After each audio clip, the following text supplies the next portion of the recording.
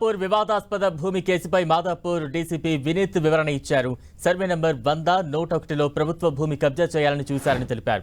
415 ఎకరాల ప్రభుత్వ భూమి ఉందన్న డీసీపీ 2500 మందికి ప్రభుత్వ భూమిని ఇప్పిస్తామని ప్రజలు కబ్జాదారులు రెచ్చగొట్టారని తెలిపారు.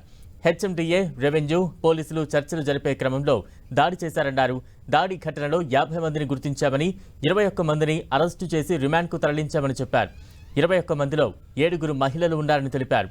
ఈ నెల 29 వరకు 144 సెక్షన్ అమల్లో ఉంటుందని, ప్రభుత్వ స్థలాలను కబ్జా చేస్తే కఠిన చర్యలు తప్పవని హెచ్చరించారు.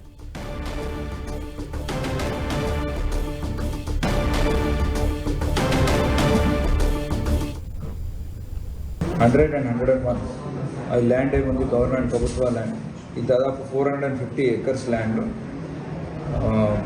పాస్ట్ 3 or 4 days నుంచి ఇల్లీగల్గా గ్రాబ్ చేయాలని, కబ్జా చేయాలని చాలా ప్రయత్నాలు జరిగినాయి.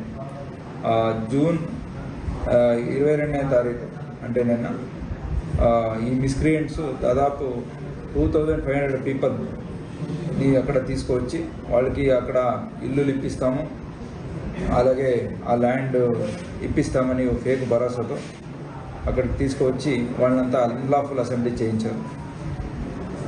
వాళ్ళతో మన హెచ్ఎండిఏ అఫీషియల్స్, రెవెన్యూ అఫీషియల్స్, అలాగే మన పోలీస్ ఆఫీసర్స్తో మాట్లాడుతున్నప్పుడు సడన్గా వైలెన్స్గా మారిపోయి మాబ్గా ఫార్మేషన్ అయ్యి మన అఫీషియల్స్ మీదే రాళ్ళు వేయడం జరిగింది, స్టోన్ పెల్టింగ్ జరిగింది. పీపుల్ గుర్తించాము, దాంట్లో 21ని అరెస్ట్ చేశాము. ఇంకా మిగతా వాళ్ళని కూడా అరెస్ట్ చేస్తాము.